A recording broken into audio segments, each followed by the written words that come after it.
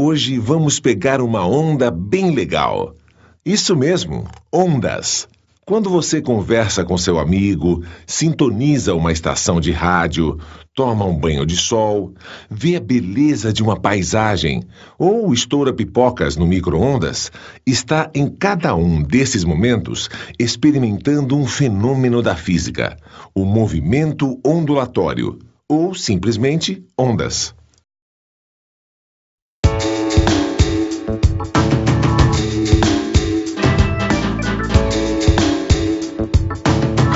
E o cotidiano, agora você vai entender como age a natureza em volta de você, teorizando, experimentando, aplicando. Não tem como você não compreender. Velocidade, astronomia, relatividade, quantidade, energia, eletricidade, medidas, tamanhos, imagens e sons, em todas as cores, em todos os tons. Deciframos o universo via A a Z, isso tudo feito pra você. A física e o cotidiano.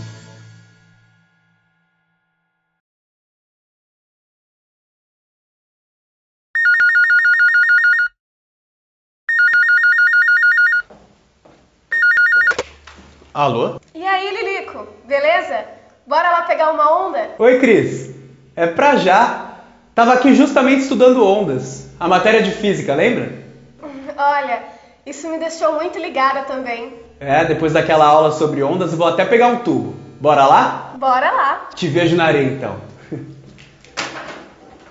Enquanto nossos amigos se divertem nas ondas do mar, vamos aproveitar para entender melhor este assunto. O movimento ondulatório está presente em quase tudo o que fazemos diariamente. As ondas podem se manifestar de várias formas. A seguir, você saberá o que elas são, como surgem e como atuam. Onda é qualquer perturbação que se propaga através de um meio e, durante a propagação, transmite energia aos pontos do meio sem transportar matéria. Da mesma forma que uma pessoa é identificada por alguns números, como CPF ou RG, por exemplo, existem números associados a uma onda. Alguns deles são amplitude, frequência e comprimento da onda. Quando a presença do meio é fundamental para a existência da onda, ela é chamada de onda mecânica. Os sons que chegam aos nossos ouvidos através de gases, líquidos ou sólidos são um exemplo de onda mecânica. Já as ondas eletromagnéticas propagam-se no vácuo e não precisam de um meio físico para se propagar. A luz é um exemplo de onda eletromagnética. Ela pode atravessar longas extensões do vácuo cósmico até chegar aos nossos olhos, revelando os corpos que a emitiram, como o solzão bravo na praia. Também produzimos ondas ao vibrar a corda de um violão, ao jogar uma pedra num lago de águas tranquilas, ao gritar, falar ou deixar cair um peso no chão. Elas são ondas longitudinais e decorrem de estímulos que são produzidos na direção de propagação. Quer outro exemplo de onda mecânica? Estique uma corda e agite uma das extremidades. As partículas da corda vibram em uma direção transversal, perpendicular, à direção da propagação da onda. Por essa razão, esse tipo de onda é chamado de onda transversal. O mesmo tipo de onda surge nas cordas do violão. E se as partículas do meio vibrarem na mesma direção de propagação da onda? Neste caso, ela será chamada de onda longitudinal. Quer um exemplo? Junte várias molas, comprima e solte uma delas. Tanto o movimento das molas quanto da perturbação ocorrerão na mesma direção, exatamente como uma onda longitudinal deve ser. Ondas longitudinais também surgem como resultado do movimento de hastes e membranas, como os instrumentos de percussão e as nossas cordas vocais. Elas produzem som, que também é uma onda longitudinal. Agora, imagine uma onda bem grande na praia, daquelas ótimas para se praticar surf. Neste caso, temos uma combinação de ondas transversais e longitudinais. Ondas mistas. As partículas avançam para frente e para trás ao mesmo tempo que sobem e descem. Essa combinação de ondas transversais e longitudinais gera uma onda circular, perfeita para uma manobra radical com a prancha. E por falar em ondas do mar, vamos continuar nossa conversa sobre ondas mecânicas com a ajuda dos nossos amigos, que chegam animados de tanto surfar. Bom demais, hein? Tô até sem fôlego. Cada onda massa. Você sabe como elas se formam? Ah, essa é fácil. É o vento. Conforme ele corre sobre as águas, vai formando as ondas. E elas podem ficar ainda maiores se o vento for muito intenso. E os tsunamis? Será que eles se formam do mesmo jeito, conforme a intensidade dos ventos? Então, Cris, aí é uma outra história. No caso dos tsunamis, pode ter sido algo que provocou um forte deslocamento vertical da água, como, por exemplo, um terremoto bem abaixo do fundo do oceano ou a erupção de um vulcão submarino. Essa movimentação se transforma em ondas gigantes com características especiais que invadem tudo. E aí acontece aquela catástrofe que vemos pela televisão. Vamos fazer uma pesquisa sobre isso? É, mas acho melhor a gente continuar lá dentro. Porque o papo tá bom, mas a onda do sol tá começando a pegar pesado, hein? E eles vão ter muito que conversar, porque quando falamos de ondas, podemos observar uma série de fenômenos ao nosso redor e descobrir como o tema é amplo. É como se olhássemos nossa vida sob novas luzes. E falando em luzes, vamos ver agora alguns fenômenos ondulatórios. Olha só que chuva! Que sol! Relaxa, gente, já tá molhado mesmo. Caiu meu brinco. Deixa que eu pego. Olha essas ondas pequenininhas. É mesmo. Parece que elas estão mesmo nos perseguindo. É. E não é que dentro dessa poça, me lembrei da reflexão da luz que o professor Arueira falou na aula de física. Eu também me lembro. Quando uma onda encontra um obstáculo incontornável, ela continua a se propagar no meio original com a mesma velocidade, só que em sentido oposto. É mesmo. Isso é reflexão. É. Olha a gente refletida ali. Será mais uma coincidência? Não poderia existir melhor exemplo da refração, outro fenômeno ondulatório. Quando há chuva e sol ao mesmo tempo, a luz solar branca é refletida e refratada no interior das gotas e, quando é devolvida ao ambiente, se transforma nesta bonita cortina multicolorida. E continuamos navegando sobre os fenômenos ondulatórios. Como será possível o som atravessar as paredes do quarto e chegar até a sala? Assim como todos os outros tipos de ondas, o som tem a capacidade de passar através de fendas e contornar obstáculos. Este é o fenômeno da difração. Por outro lado, cada um dos instrumentos musicais, tocados simultaneamente junto com a voz do vocalista da banda, forma um conjunto de sons, a música que ouvimos agora.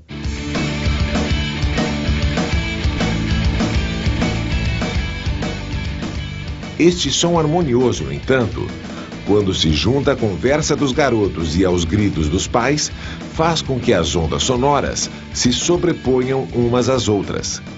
A forma da onda resultante é dada pela soma algébrica das funções de ondas individuais.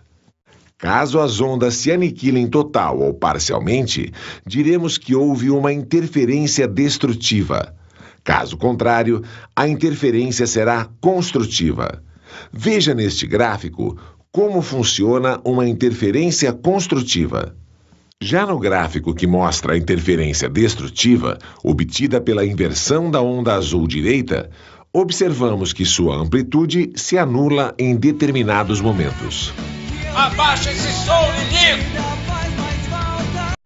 Acho melhor a gente desligar esse som. Vamos dar uma pesquisada nas ondas da internet? Bora, vambora. A música e a conversa estão muito animadas, mas já que começamos com esse assunto, vamos terminar, não é mesmo? Até aqui, a natureza já deu sua mãozinha e, de uma maneira bem divertida, eles acabaram revendo alguns conceitos que aprenderam em aula e pesquisando, o que é muito importante. Agora chegou nossa vez de contribuir para que eles aprendam um pouco mais. Vimos que as ondas podem sofrer reflexão, refração, difração e interferência. Mas ainda precisamos conhecer mais 2 fenômenos ondulatórios interessantes: a polarização e o efeito Doppler. Por onde a gente começa? Polarização.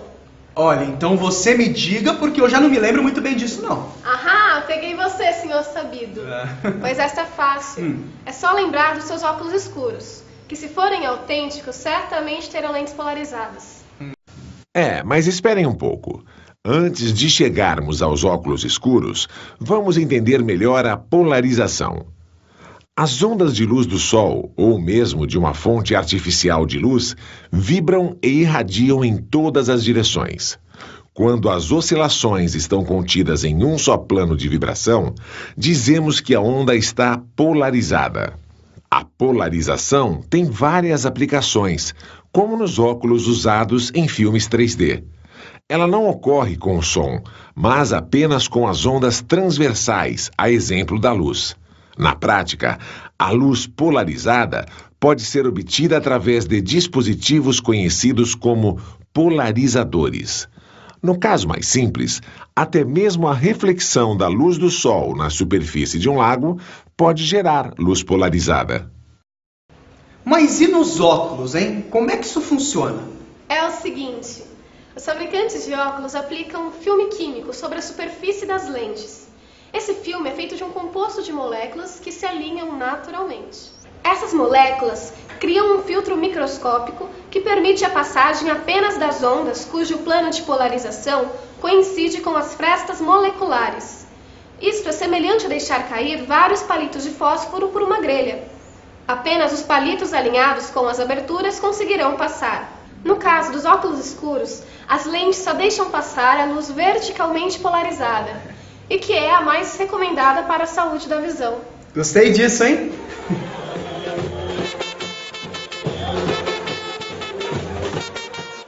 E aqui está o próximo fenômeno oscilatório, o efeito Doppler, que corresponde à mudança na frequência de uma onda percebida por um observador em decorrência do movimento relativo que pode existir entre ele e a fonte emissora de ondas. Notem que à medida que o som se aproxima dos garotos, vai ficando cada vez mais agudo e depois, quando se afasta, passa a ser mais grave. O efeito Doppler também pode ser observado em ondas luminosas. Conforme a luz se aproxima em grande velocidade do ponto de observação, seu espectro desvia para o azul-violeta e, quando se afasta, desloca-se para o vermelho. Acho que eu li alguma coisa sobre isso bem aqui. Parece que os astrônomos usam esse princípio para medir a expansão do universo e também a velocidade das estrelas em relação à Terra. Não é massa? É mesmo, Cris. Mas eu me lembro que o meu tio fez um exame do coração que tinha esse nome também: Eco-Doppler. Apesar de ser usado hoje em estudos astronômicos e até em equipamentos para diagnósticos médicos super avançados, como o do exame feito pelo tio do Lilico, este fenômeno ondulatório foi descrito pela primeira vez em meados de 1800 pelo físico e matemático austríaco Johann Christian Doppler. Foi ele quem descobriu a variação aparente da frequência de uma onda sonora quando existe movimento relativo entre o observador e a fonte sonora. E pensar que essa história toda começou hoje cedo, lá no mar, hein? Mas é um grande barato. E para comemorar aquilo que a gente acabou de estudar e entender, que tal a gente colocar de novo aquele DVD maneiro, hein? Acho melhor não. Por quê? Seus pais já reclamaram que o som estava muito alto. Alto não, muito intenso. Como assim? É que as diferenças de altura se relacionam a sons mais agudos ou mais graves, ou seja, a frequência da onda. Os sons mais graves possuem uma frequência menor e os agudos maior. Agora, as diferenças de volume indicam que ele está mais intenso ou menos intenso, e isso está associado à amplitude da onda, o quanto ela está transportando de energia. Gostou dessa? Gostei, mas agora me diga, se eu tocar a mesma nota musical, Um dó, por exemplo, em instrumentos diferentes, vou perceber sons diferentes. Algo parecido acontece com as vozes das pessoas. Mesmo grandes imitadores não conseguem imitar com 100% de perfeição. Você sabe por que isso acontece? Eu acho que eu não sei. Você me pegou agora. São os timbres. É. Eles dependem do emissor, seja ele um instrumento musical, uma pessoa ou um equipamento de som. Cada som é definido pelo seu conteúdo de frequências básicas, ou harmônicos. Os harmônicos fazem o papel do tempero em uma comida. Dependendo do tipo e da quantidade, podem mudar o sabor completamente. O timbre é a qualidade que permite diferenciar sons da mesma altura emitidos por fontes diferentes. O que diferencia o som de um piano e um violino quando ambos tocam a mesma nota é o timbre. O timbre depende da forma da onda e de seus harmônicos. Por ora, nossos amigos estão mesmo merecendo esse descanso. Mas vamos continuar, porque precisamos conhecer um pouco mais sobre as ondas eletromagnéticas.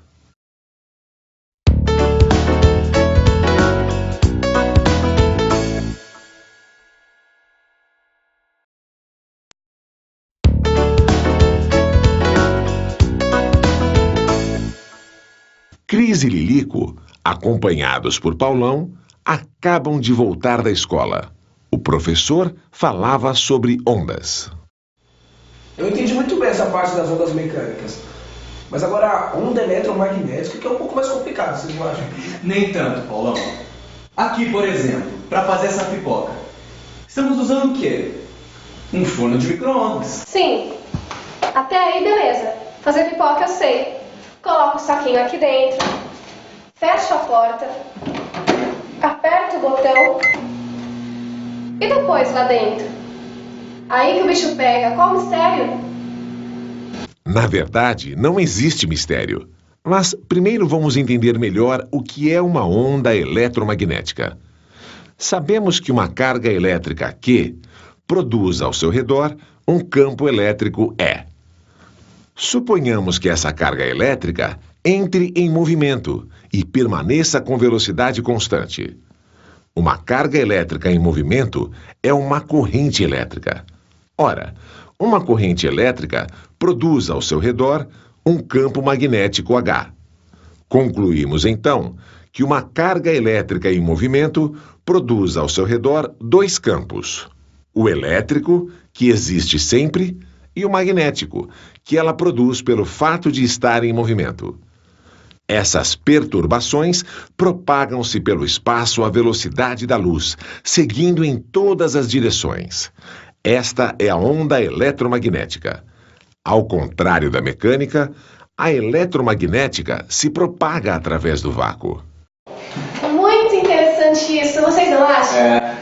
Aí é que tá. Quanto mais a gente se interessa e vai buscar entender, mais coisas se descobrem, né? É mesmo, cara. Eu tava pensando justamente isso.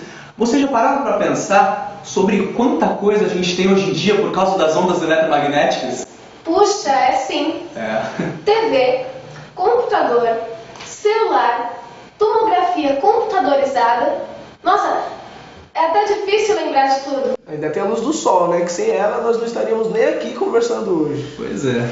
Bem lembrado, Paulão. Mas vamos continuar.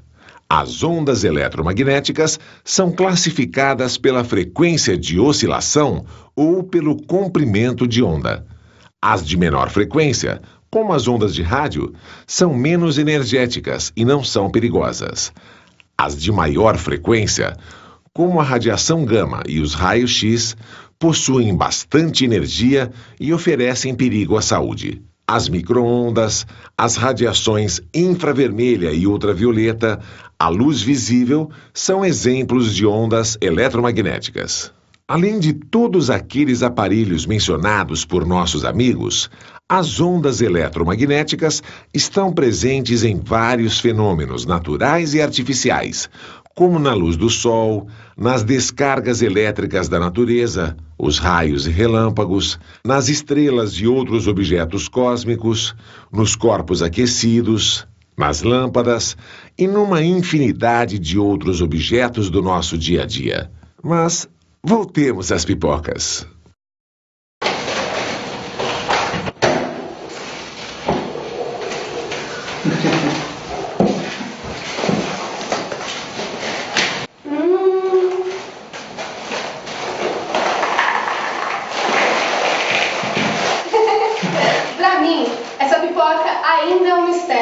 tem mistério, Chris.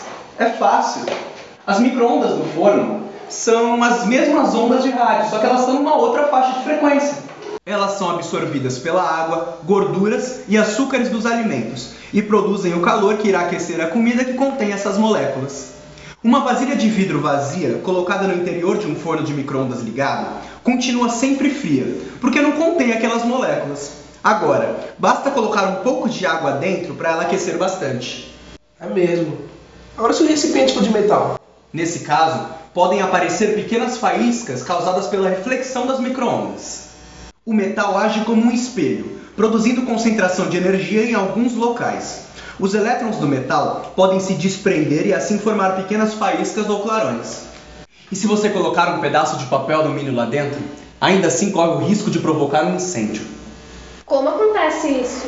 A corrente elétrica, liberada pelas micro-ondas, ela vai fluir pelo metal. A geração de calor por efeito Joule pode ser tão intensa que a corrente que flui pelo papel alumínio, se ela for alta, ela pode provocar um incêndio. E se ele estiver amassado e tiver com pequenas pontas ou arestas, a concentração de cargas pode ser tão alta que ela pode provocar pequenas faíscas ou até descargas elétricas. O resto dessa história você já pode imaginar, não é? Não mesmo. Pode ser perigoso. Bom, mas agora eu já entendi perfeitamente como fazer a pipoca e já não corro mais o risco de incendiar minha cozinha, né? Mas vocês sabiam que a energia das micro-ondas é ainda menor do que a da luz visível? O que acontece aqui é um outro tipo de fenômeno, chamado ressonância. É uma espécie de afinidade entre a molécula de água, os açúcares e a gordura dos alimentos com a radiação. Na ressonância, as moléculas de água oscilam na mesma frequência das micro-ondas, 2,45 bilhões de vezes por segundo. Como se diria precisamente, 2,45 GHz, absorvendo a sua energia da melhor forma possível. Essa frequência também produz maior penetração das micro-ondas nos alimentos, tornando o seu cozimento mais eficaz. É como a força da verdadeira amizade, uma sintonia perfeita. Vamos lá. Cadê o controle remoto? Tá aqui embaixo do travesseiro, pega aí. Peguei. Vocês sabiam que aqui também existem ondas eletromagnéticas? Na TV, que recebe o sinal da imagem através da antena que capta as ondas irradiadas pelas emissoras e pelos satélites, e também aqui no controle remoto. Mas no controle remoto? Você vê física em tudo? Que nada, cara. Eu sou só curioso mesmo. Mas diga lá, Lilico, que agora quem ficou curiosa fui eu. Que história é essa de controle remoto? O lance aqui, Cris, é a luz infravermelha gerada pelo controle. Ele emite pulsos de luz infravermelha que se transformam em códigos que representam comandos como, por exemplo, o liga e desliga ou de alterar o volume. Um sensor na TV recebe esses sinais que são em seguida decodificados e processados. Você aperta aqui e a TV obedece ali. Tudo isso sem fio, graças às ondas eletromagnéticas emitidas pelo controle. Claríssimo, o senhor sabe tudo. Fácil, fácil, não é? Como você viu, essa onda de física é até mais fácil de pegar que a onda do mar. E ainda leva você por quantas outras ondas quiser navegar. Muitas coisas já foram descobertas. Muito já aprendemos até aqui.